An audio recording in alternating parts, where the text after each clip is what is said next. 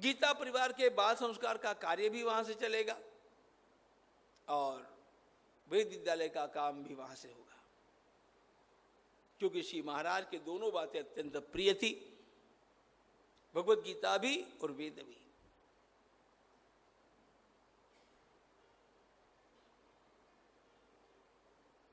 आयु के चौथे वर्ष में गुलाब का मातृसुख समाप्त हुआ। वहां से 6 वर्षों तक उसका निवास ननिहाल में लोणी में हुआ।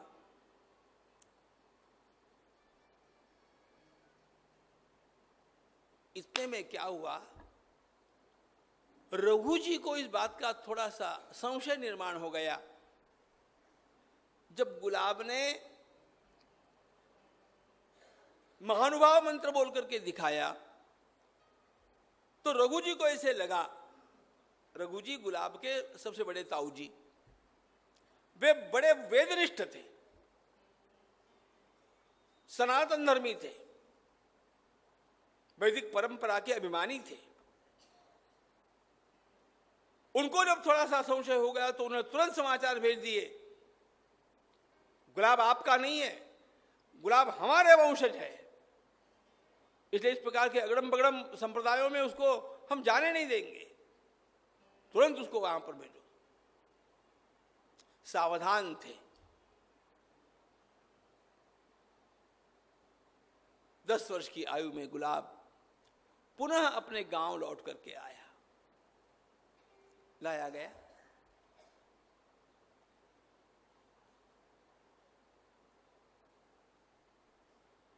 दस वर्ष का बच्चा है।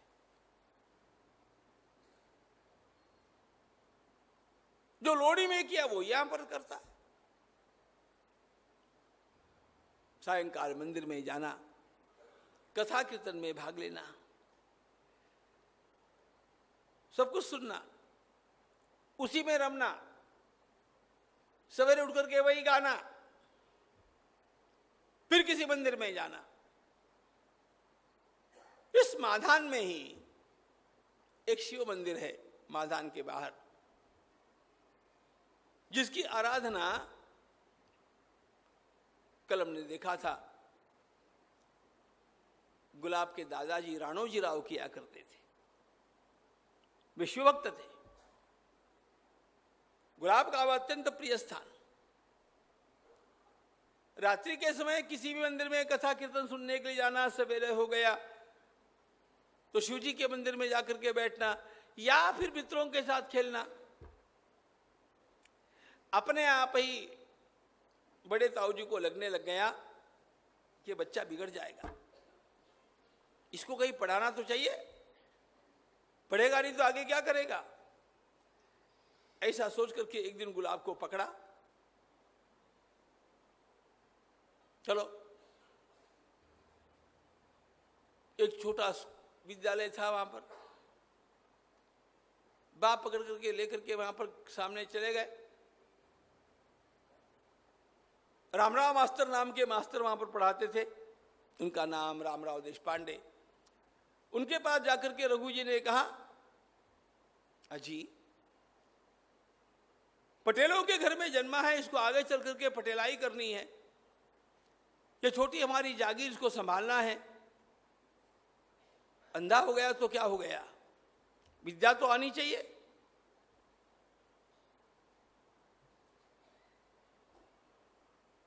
कथा कीर्तन सुनने जाता है, सवेरा हुआ नहीं तो शिव जी के मंदिर में जाकर के बैठता है।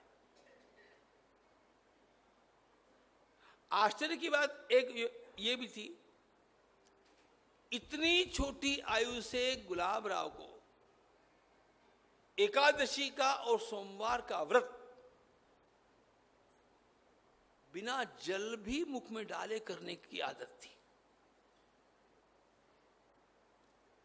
3 व्रत वे रोज करते, नित्य करते थे, एकादशी, सोमवार और प्रदोष।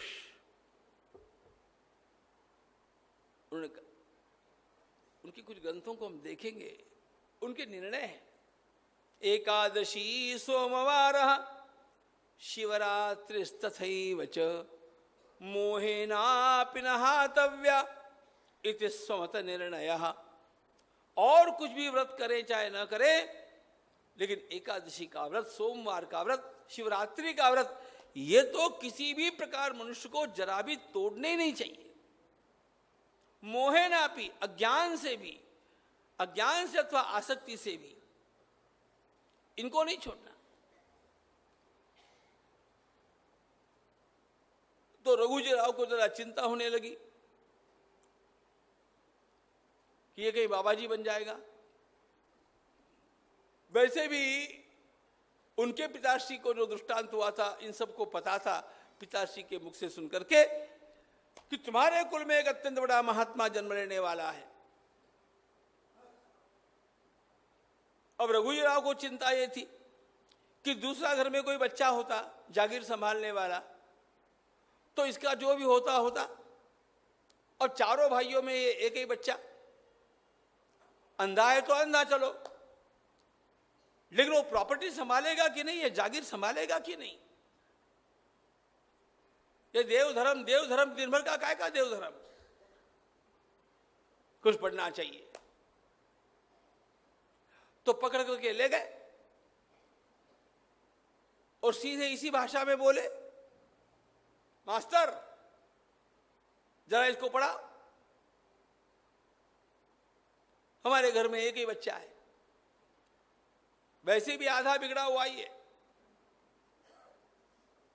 बिल्कुल नहीं पढ़ेगा तो क्या करेगा आगे। नहीं पढ़ेगा तो नहीं पढ़ेगा, लेकिन विद्यालय में बैठा रहेगा तो कम से कम इधर उधर बहकने के लिए जाएगा नहीं। ऐसा कह करके 11 वर्ष के गुल्ल्या को बैठा दिया विद्यालय में लाकर। विद्यालय का पहला दिन,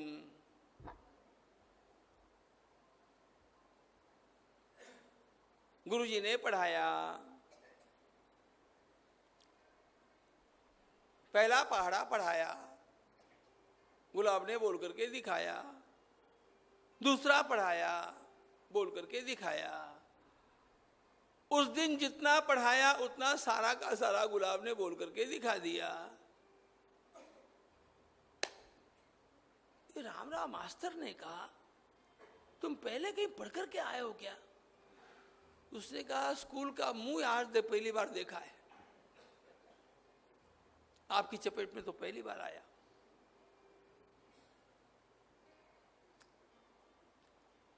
जितना पढ़ाया सब कंठस्थ हो गया, एक ही दिन में एक ही बार पढ़ाया।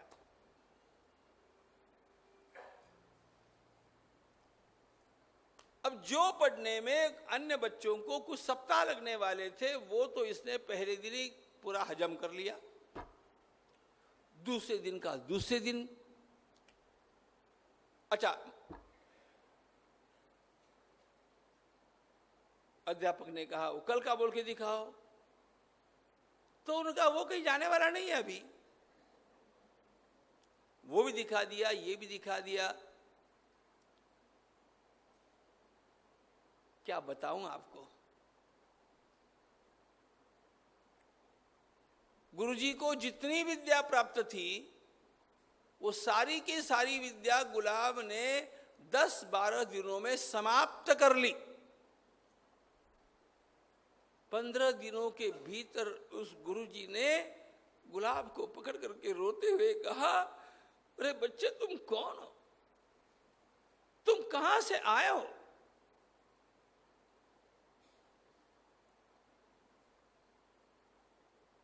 तुम्हें पढ़ाने की मेरी पात्रता नहीं है। जितना ज्ञान परमात्मा की कृपा से मुझे प्राप्त हुआ था वो सारा का सारा तुमने प्राप्त कर लिया। इतने अल्प समय में अब मेरे पास नया पढ़ाने का कुछ बचा ही नहीं। विद इन 15 days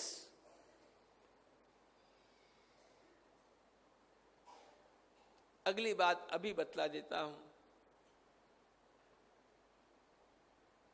कुछ वर्षों के पश्चात जब गुलाब ने अपना घर छोड़ दिया, अनाथ हो गया, उस समय इन्हीं रामराव गुरु जी ने उसको संभाला। केवल संभाला नहीं, कहा अब तुम मेरे गुरु हो, मैं तुम्हारा शिष्य हूं, मुझे मंत्र देकर के मेरा उद्धार करो।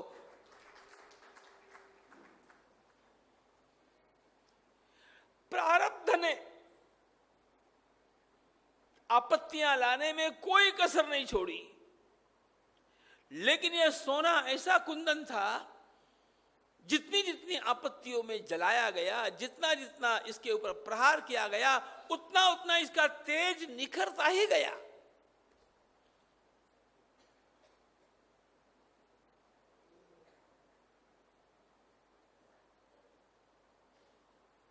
संसार में अनेक महापुरुषों के जीवन हम देखते हैं, यह कुछ और ही ढंग का जीवन है।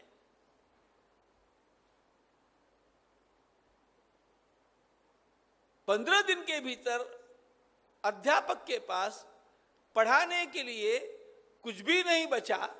इतना ज्ञान आत्मसात करने वाला संसार में कौन?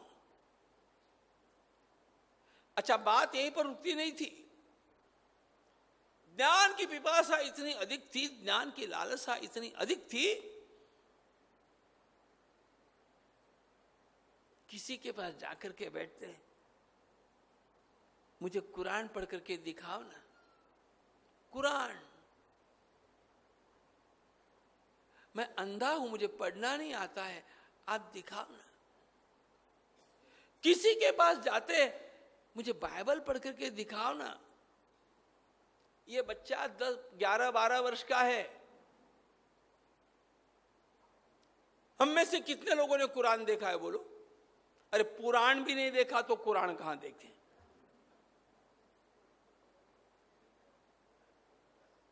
कहां बाइबल की बात करें? ये 12 वर्ष का गुलाब कहता है मुझे कुरान पढ़ करके सुनाओ, मुझे बाइबल पढ़ करके सुनाओ। देखो, जीवन भर में गुलाबराव महाराज ने कभी किसी से कुछ नहीं मांगा, लेकिन बाल्यकाल से उनकी एक आदत थी। घर में तो सारे उनके विरोधक थे। इनके पिताजी अल्प बुद्धि के थे, गोंदू जी। वैसे भी 4 भाइयों में सबसे छोटे थे, वैसे भी ज्यादा व्यवहार बुद्धि थी नहीं।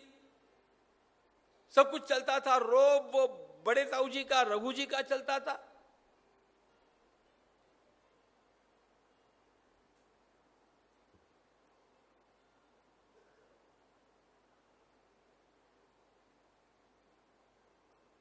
जो ताई जी घर में थी, वे भी अनुकूल नहीं। ऐसी अवस्था में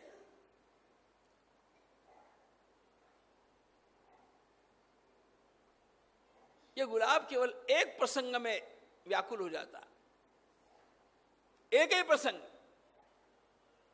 गांव में कोई अच्छी पुस्तक बिक्री के लिए आई है और इसके पास खरीदने के लिए पैसा नहीं।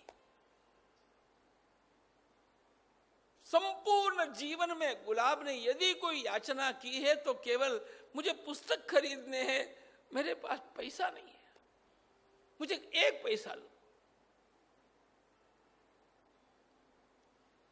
अरे दोनों आंखें होने पर भी हम लोगों को ज्ञान की लालसा नहीं होती। और ये अंधा बालक ज्ञान का ऐसा पिपासु था, रात्रि में मंदिर में पुराण श्रवण करता, जो पुराण में कहा गया वो सब कंठस्थ हो जाता। दिन में जाकर के कहीं कुरान सुनता, कहीं बाइबल सुनता।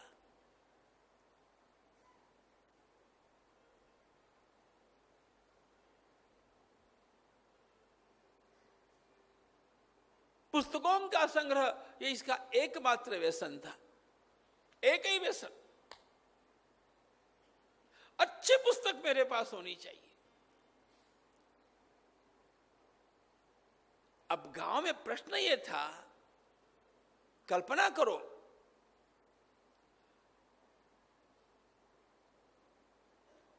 वैसे भी विदर्भ में कुछ उर्दू जानने वाले लोग अभी भी ज्यादा संख्या में हैं। उनके पास जाकर के ये कुरान सुन लेता, अंग्रेजी जानने वाले के पास थोड़ा बहुत वो बाइबल सुन लेता, संस्कृत जानने वाला उस गांव में कोई नहीं था। गुलाब को लगा कि मेरे धर्म के सारे ग्रंथ तो संस्कृत में हैं, अब ये मुझे कौन सुनाएगा। इस माधान से 6 मील की दूरी पर एक गांव है, चांदुर बाजार। 6 मील ठीक है ना, कितना है? हाँ।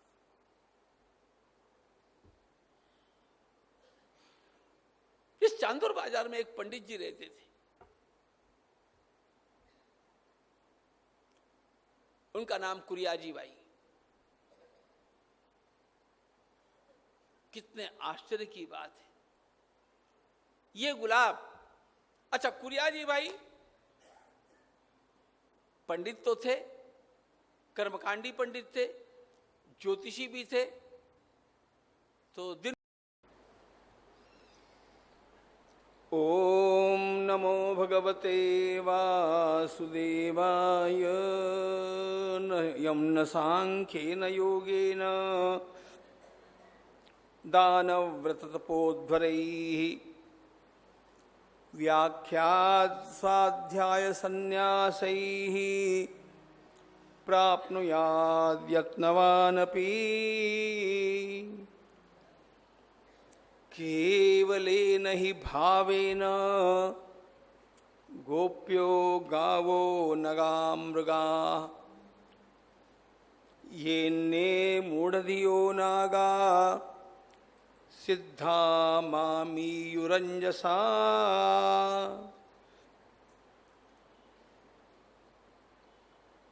तस्मात्तमुद्धवोत्सृज्य चोदनां प्रतिचोदनां प्रवृत्तं च निवृत्तं च श्रोतव्यं श्रुतमेव च।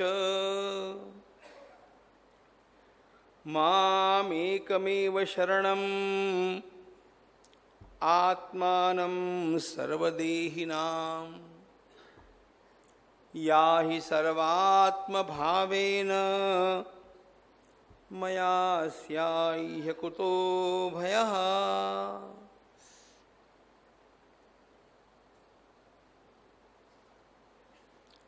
आनंदगंध परमात्मा श्रीहरि भगवान द्वारिकाधीश अपने प्रिय सखा उद्धव जी को भक्ति के जो रहस्य बतलाते हैं, उन रहस्यों में अंतिम बात उन्होंने कही, उद्धव 2 ही बातें सर्वाधिक महत्वपूर्ण है। अपना भाव कभी खंडित नहीं होना चाहिए और परमात्मा श्रीहरि के चरण कमलों में निरंतर शरणागति की भावना होनी चाहिए। मामेकमेव शरणं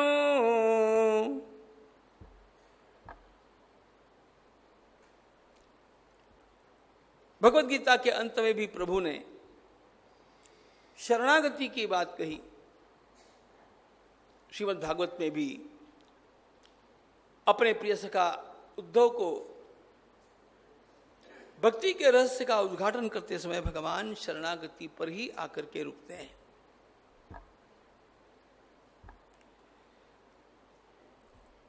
प्रभु ने ये कहा, तुम निरंतर मेरी शरण में रहो, तुम्हें किसी बात का डर नहीं रहेगा। सभी प्रकार की व्यवस्थाएं करके भी मनुष्य को भय होता है और किसी प्रकार की व्यवस्था न होने पर भी निर्भय कैसे रहा जा सकता है। हम संत श्री गुलाबराव महाराज का जीवन देख रहे हैं।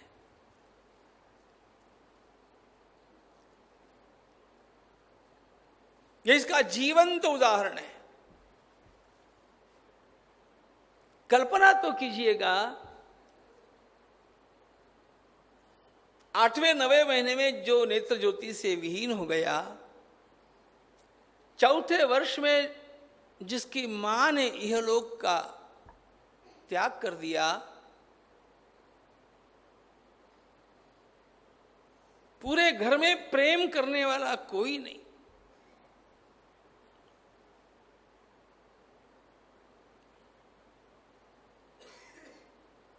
पिताजी ने दूसरा विवाह किया। सौतेली माता घर में आई। वह केवल मां इतना कहने के लिए ही सौतेली क्यों न हो, मां थी। हम लोगों को अपशब्दों का प्रयोग नहीं करना चाहिए, लेकिन जो रात दिन इस फिराक में रहती थी कि ये बच्चा कैसे मार डाला जाए या इसको घर से बाहर खदेड़ दिया जाए। जिस अंधे छोटे बालक की मां ही उसको अपने घर से बाहर खदेड़ने के लिए पीछे पड़ी हो अथवा मार डालने में भी कोई दोष नहीं देखती हो, उस बालक के जीवन को आधार क्या है बोलो? भगवान कहते हैं, उद्धव मया स्याह्य कुतो, मैं तुम्हारे साथ हूं। जिसका कोई नहीं, लेकिन जिसने अंतरंग से केवल मेरे शरणागति के तत्व को अपना लिया,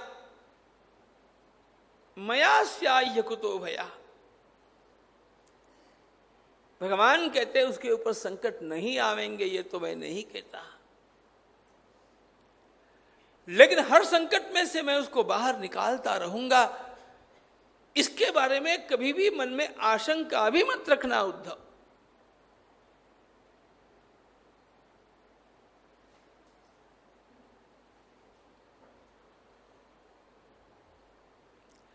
बहुत सारी चीजों की व्यवस्था भी कर ली है और मन में भगवान के प्रति शरणागति की भावना भी होने की बात की जाती है। ऐसा नहीं, मामेकमेव शरणं आत्मानं सर्वदेहिनां याहि सर्वात्मभावेन मया स्याह्य कुतो भया। जब जब मैं श्री महाराज के जीवन का विचार करता हूं,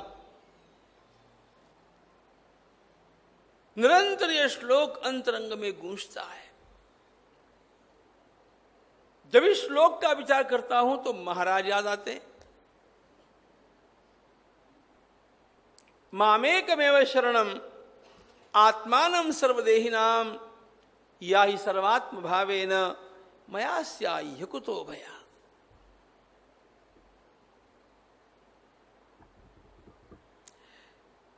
अरे एकाध दो दिन की एकाध दूसरी व्यवस्था नहीं हुई तो हम लोग हताश हो जाते हैं, निराश हो जाते हैं, एक दूसरों पर दोषारोपण करना आरंभ करते हैं। थोड़ा इस बालक का विचार करना चाहिए।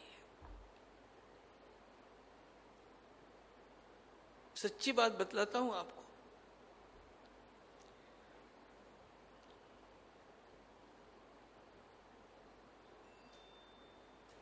जीवन के कुछ वर्षों में तो मैं थोड़ा सा नास्तिक जैसा हो ही गया था।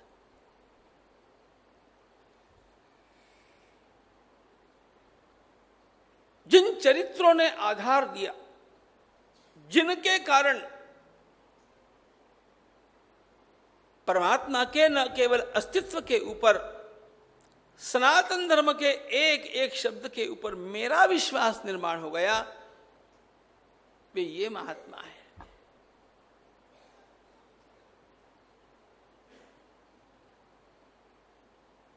इन दो महात्माओं को तो मैं एक भी दिन भूलता नहीं।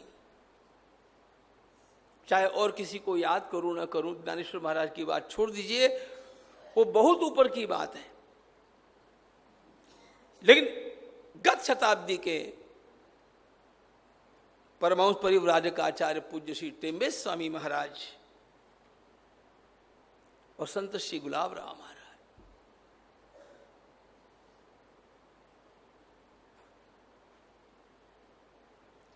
महाराष्ट्र की और भारतवर्ष की धरा इन दोनों महात्माओं के कारण धन्य हो गई। भगवान के अस्तित्व के और धर्म की सत्यता के ये जीवंत चलते बोलते प्रमाण थे।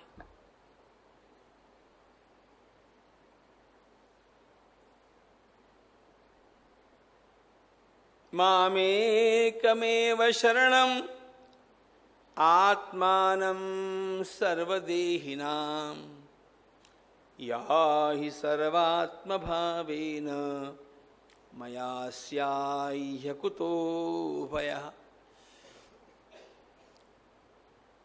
अच्छा, दूसरी एक बात होती है,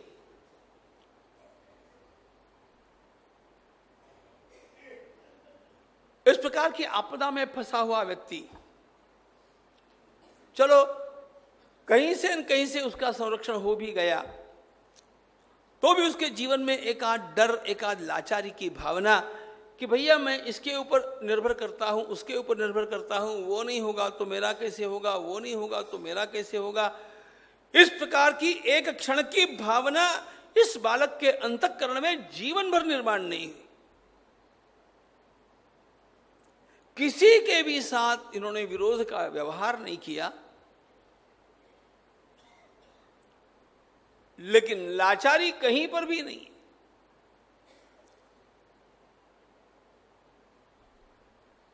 साधारण पुस्तकें भी पढ़नी हो तो कोई पढ़ करके दिखाएगा तब ये सुनेंगे, ये स्थिति है। लेकिन ऐसी भी स्थिति में आत्मविश्वास बरकरार है, क्योंकि ये ईश्वर का विश्वास है। देखो, संसार के सारे आधार स्वयं अपने आप में ही अस्थिर है। जिसका आधार मैं मानता हूं वो स्वयं अस्थिर होता है। इस संसार का एकमात्र स्थिर आधार केवल ईश्वर का है।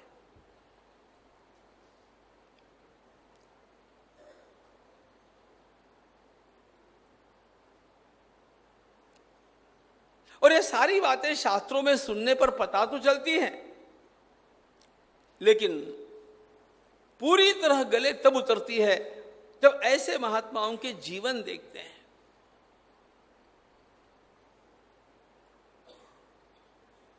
चलिए, कल हम लोगों ने देखा था संत श्री गुलाब राम महाराज उनके ताऊ जी के द्वारा विद्यालय में ले जाए गए। विद्यालय की सारी शिक्षा कुल मिलाकर के 14-15 दिनों में ही पूरी हो गई।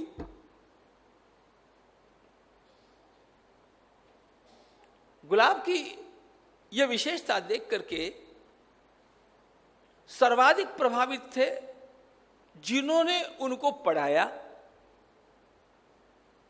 वह धन्य नाम है रामराव मास्टर। ये रामराव गुरुजी जो उनके अध्यापक थे, उनको ऐसा लगा कि अरे धन्य है ये बालक, धन्य है वो परिवार जिस परिवार से बालक आया। एक बार जाकर के मुझे उसके घर के लोगों को तो भी बतलाना चाहिए कि आपका बेटा कैसा है। ऐसा सोच करके एक दिन प्रातःकाल की बेला में ये रामराव गुरुजी घर पर आए। अब परिवार के मालिक थे रघुजी राव, गुलाब राव महाराज के सबसे बड़े ताऊ जी।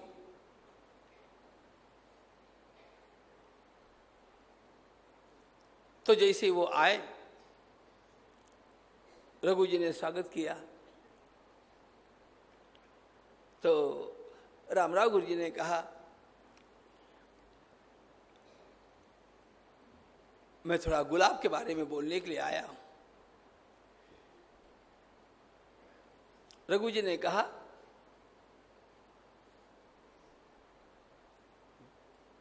बेकार का बच्चा, किसी काम का नहीं।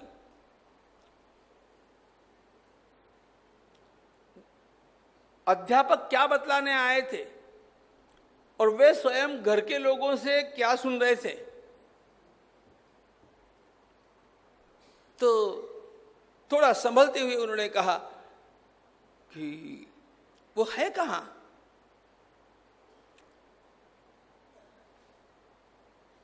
रघु जी ने कहा, मैंने उसको बावड़ी पर भेजा है पानी लाने के लिए।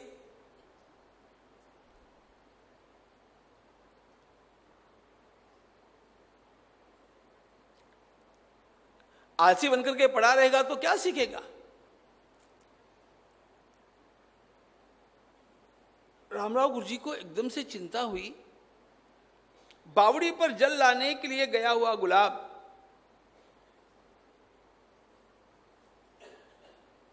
जिसके पास 2 बड़े बर्तन दिए थे पानी लाने के लिए, और ये जाएगा कैसे, बावड़ी में से जल निकालेगा कैसे, भर करके लाएगा कैसे। उनको बड़ा बुरा लगा। रघु जी ने कहा, आलसी बनकर के क्या करेगा।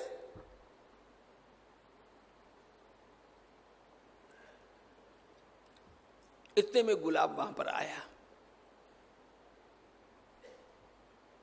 पानी की बाल्टी, पानी का एक बड़ा घड़ा भर करके रस्सी के साथ रामराव गुरुजी आगे बढ़े उसके उस घड़े को लेने के लिए। रघु जी ने इधर से कहा, गुल्लिया, तुम्हारे मास्टर यहां पर आए, पता है किस लिए आए? तुम्हारी शिकायत करने के लिए आए कि तुम जैसा बदमाश कोई नहीं, दिन भर पढ़ाने पर भी पढ़ते नहीं हो, करते क्या हो। अब मास्टर क्या कहने के लिए आए थे और ये क्या बोल रहा था, कल्पना केवल इतनी कीजिएगा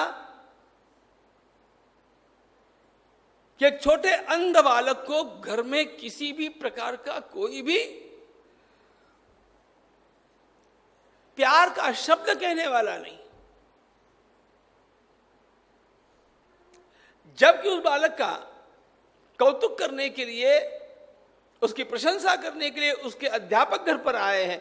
उस अध्यापक के सामने उसको यह कहा जा रहा है। चिढ़ करके उसने ये सब बोलना आरंभ किया।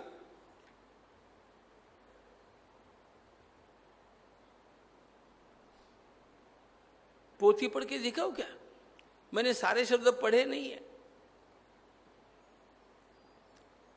पाटील म्हणाले, गुल्ल्या गधड्या, गुरुजी म्हणतात कर्तव खोड्या, कितीही मारा छड्या, ऐकत नाही मुळीच तू।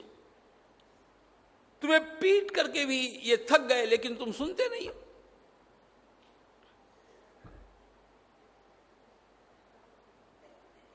गुरुजी के ध्यान में आ गया घर का वातावरण कैसा है। उनके ध्यान में यह भी आ गया कि ऐसी स्थिति में रह करके भी ये बालक, इसकी निष्ठा, इसकी ज्ञान लालसा अद्भुत है।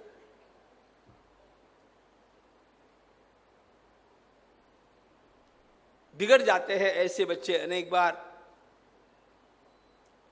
गुलाब की विशेषता ये थी, जीवन में कोई अपने को अच्छा कहे अथवा न कहे, कोई अपने भीतर की अच्छाई को देखे अथवा न देखे, मुझे अपना जीवन उत्तम ही रखना चाहिए। इसलिए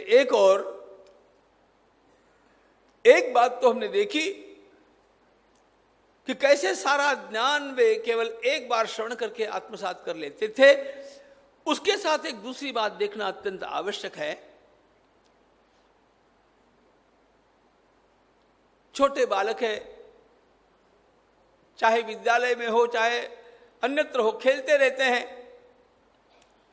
खेलते रहते तो कभी उधम भी मचाते हैं। कभी कभी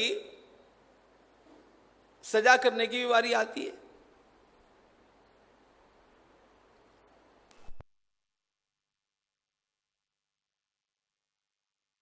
हरे हरे परमानंद हरे हरे परमानंद हरे हरे परमानंद हरे हरे परमानंद हरे हरे बाल मुकुंद हरे हरे बाल मुकुंद हरे हरे बाल मुकुंद हरे हरे बाल मुकुंद हरे हरे भज गोविंदम बाल मुकुंदम परमानंद हरे हरे भज गोविंद बाल मुकुंद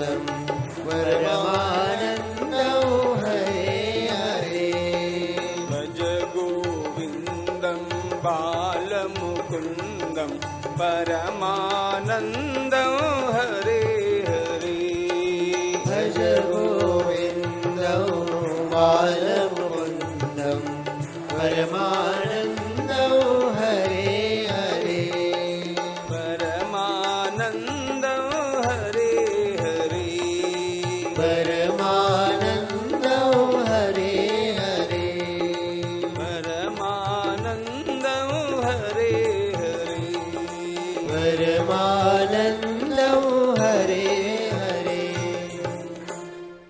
छोटे बालकों के द्वारा की जाने वाली क्रीड़ाओं में अनेक बार जब उनसे ज्यादती होती है तो सजा करने की भी बारी आ जाती है। अनेक बार प्रसंग ऐसा खड़ा हो गया, तुमने किया है ना, तुमने किया है ना, करो हाथ आगे। गुलाब कहते गुरुजी मैंने नहीं किया है। झूठ बोलते हो। विशेष बात यह थी कि जब कभी झूठ बोलने के बारे में गुरुजी के द्वारा कुछ कहा जाता, सारे के सारे बालक जो गुलाब के साथ रोज खेलते थे वे कहते थे नहीं मास्टर, गुल्लिया खोटो बोलत नहीं। हम लोग भी जब खेल खेल में बातचीत करते हैं, विवाद हो जाता है, कभी कभी ये सजा भुगत लेगा लेकिन झूठ नहीं बोलेगा।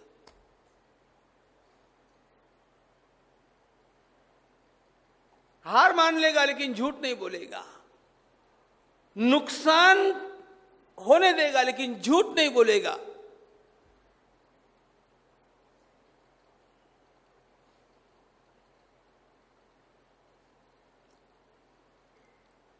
महाभारत में एक प्रसंग आता है। यक्ष ने पूछा धर्मराज से, धर्मराज बतलाओ जीवन का एक ऐसा कोई नियम है जिसका पालन करने पर मृत्यु के समय स्वर्ग के द्वार अपने आप खुल जाए? क्यों सुदेक पदम स्वर्गम। धर्मराज ने इस प्रश्न का उत्तर देते हुए यक्ष से कहा, यक्ष एक नियम ऐसा है, कोई मनुष्य अन्य कुछ भी करे चाहे न करे, लेकिन अपने जीवन में यदि उसने यथावत सत्य का पालन किया है और कुछ किया हो चाहे न किया हो, सत्य का पालन किया हो, तो उसकी मृत्यु के समय स्वर्ग के द्वार उसके लिए अपने आप खुल जाते हैं। सत्यम एक पदम स्वर्गम।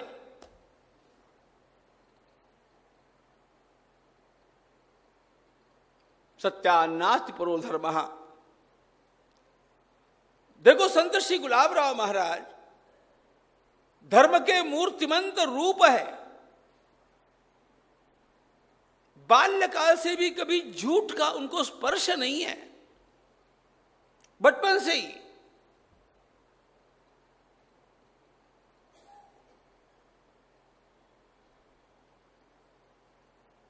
संत श्री ज्ञानेश्वर महाराज की ज्ञानेश्वरी में कहीं कहीं ज्ञानेश्वर महाराज का स्वयं का चरित्र आ गया।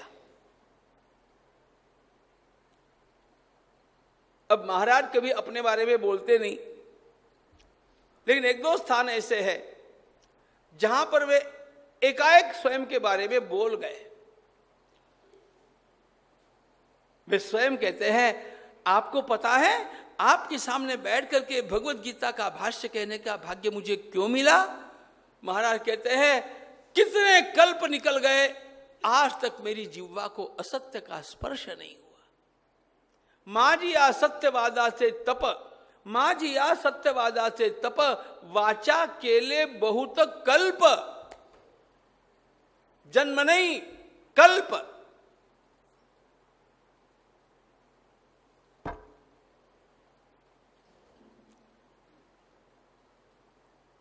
एक दिन में 50 बार झूठ बोलने वाले हम लोग, अनेक कल्पों में एक भी बार जिनकी वाणी को असत्य का स्पर्श नहीं हुआ, यह कैसा जीवन होगा? लेकिन यह जीवन ऐसे है, इसीलिए यह जीवन दैवी जीवन है। मनुष्य का व्यक्तिगत जीवन चाहे जैसा रहेगा और वो अध्यात्म की बात करने से आध्यात्मिक हो जाएगा, यह धारणा ही गलत है।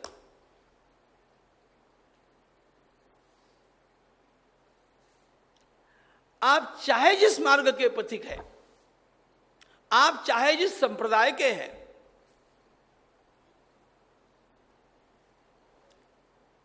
आप शिव जी की पूजा करते हैं कि विष्णु भगवान की पूजा करते हैं कि देवी की करते हैं कि गणेश जी की करते हैं, उसका अपना अपना महत्व है।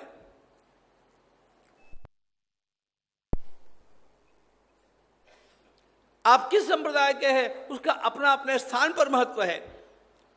लेकिन किसी की भी पूजा करने पर और किसी भी संप्रदाय के होने पर यम नियमों को टाल नहीं सकते हैं। वो प्राथमिक धर्म है, इट्स बेसिक फॉर ऑल। अहिंसा, सत्य, अस्तेय, ब्रह्मचर्य, असंग्रह, शौच, संतोष, तप, स्वाध्याय, ईश्वर प्रणिधान, ये 10 बातें सब धर्मों का मूल बेस है, सारी उपासनाओं का मूल बेस है।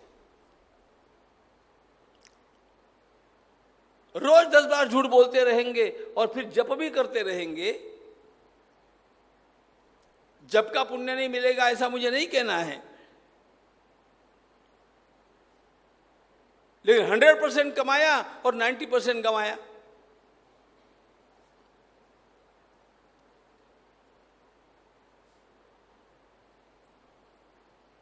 उपासना भी किसकी सिद्ध होती है,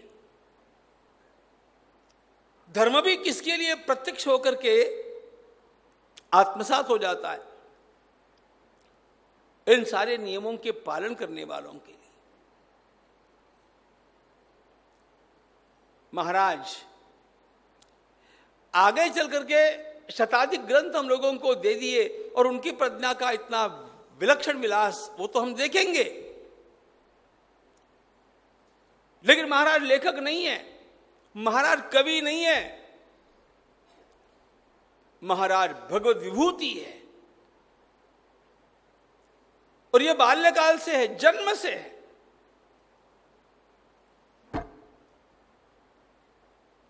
खेल खेल में भी कभी झूठ नहीं बोले।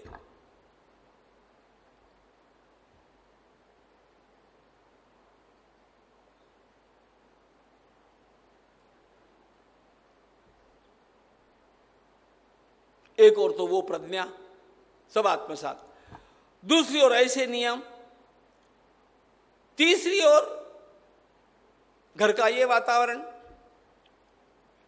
और इस वातावरण की परमावधि ये थी